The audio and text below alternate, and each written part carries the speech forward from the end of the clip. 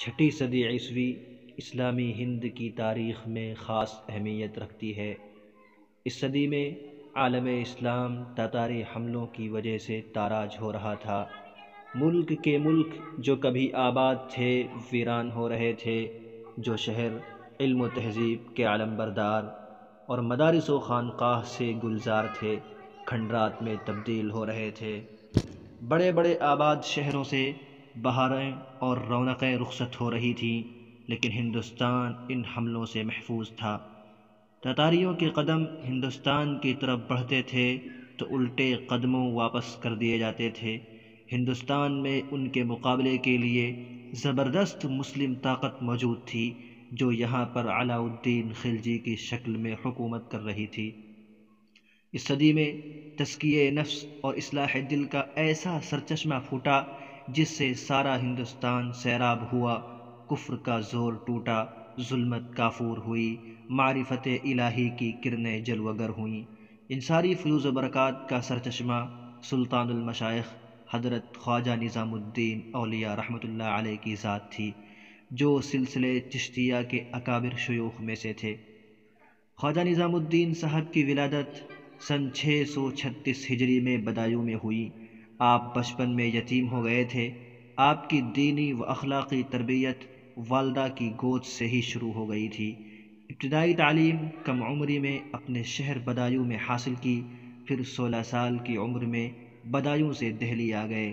دہلی میں تعلیمی سفر جاری رکھا اور وقت کے بڑے بڑے اور نامور اساتذہ سے علم حاصل کیا۔ زمانۂ طالب علمی میں آپ اپنے ہم عصروں میں امتیازی شان رکھتے تھے اور ہم سفروں پر فوقیت لے گئے تھے۔ اسی وجہ سے آپ اساتذہ کے نزدیک مقبول و محبوب بن گئے تھے۔ علمی مباحثوں میں آپ کی طلاقت لسانی اور قوت استدلال کا ایسا ظہور ہوا کہ آپ جس مسئلے پر بحث کرتے طلبہ لاجواب ہو جاتے اور محفل پر آپ کے علم و ذہانت کا سکہ بیٹھ جاتا۔ چنانچہ آپ کے ساتھی آپ کو مولانا نظام الدین بحاس اور مولانا نظام الدین محفل شکن کے لفظ سے پکارنے لگے۔ حضرت خواجہ رحمۃ اللہ علیہ اگرچہ پورے انہماک کے ساتھ طلب علم میں مشغول تھے، اور ان کی بلند ہمتی اور عزیمت اس سلسلے میں کسی کسل مندی اور تساہل کی روادار نہ تھی، لیکن اس ماحول میں ان کا دل اضطراب و بے چینی کا شکار رہتا تھا۔ اس بحث و مباحثہ اور علوم ظاہری کی فضا میں ان کی طبیعت متوحش ہو جاتی۔ آپ کا یہ قلبی اضطراب اور دلی بے چینی شیخ کبیر حضرت خواجہ فرید الدین گنج شکر رحمۃ اللہ علیہ کے پاس حاضر ہونے کے بعد اور ان سے بیعت ہونے کے بعد ہی زائل ہوئی۔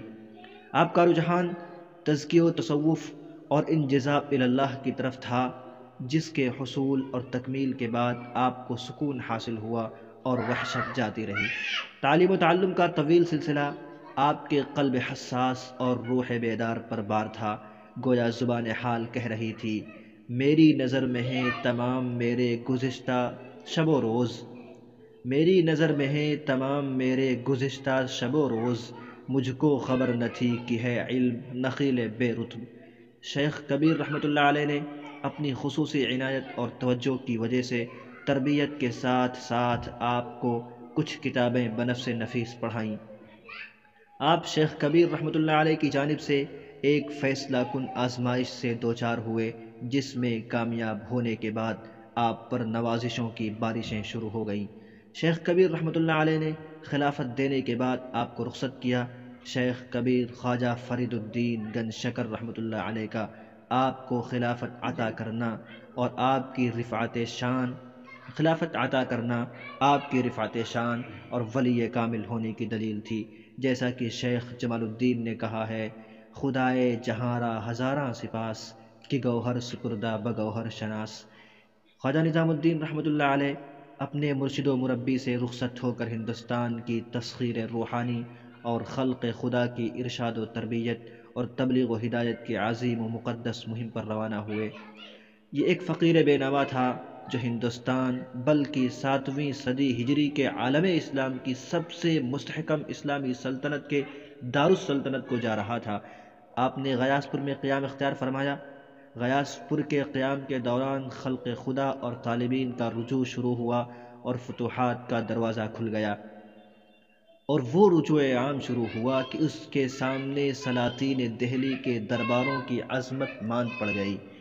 سلاطین وقت کے دلوں میں آپ کی بڑی عظمت تھی، لیکن آپ نے ان سے براہ راست کوئی تعلق نہیں رکھا۔ حضرت خواجہ رحمۃ اللہ علیہ کی سیرت اور زندگی کا مرکزی نقطہ جو ان کے تمام اخلاق و احوال و اعمال کا محور ہے، وہ عشق الہی کی نعمت خداداد ہے جو ان میں ابتدائے حال سے نمایاں تھی۔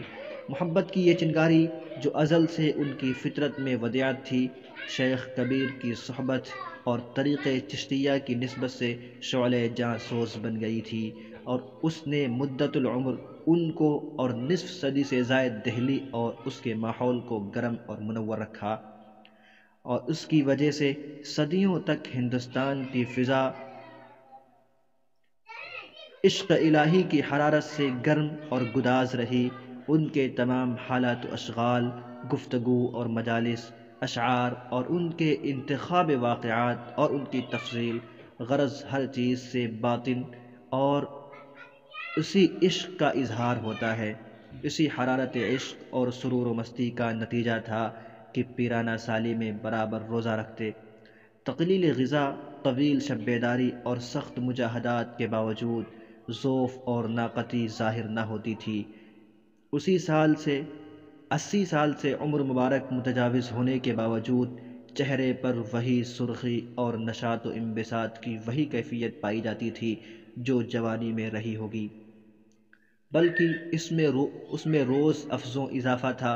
بالآخر 18 ربیع الاول 735 ہجری کو طلوع آفتاب کے بعد ہدایت و ارشاد کا یہ آفتاب غروب ہو گیا۔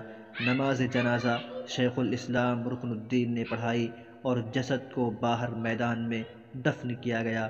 بعد میں سلطان محمد تغلق نے اس پر گنبد تعمیر کرایا۔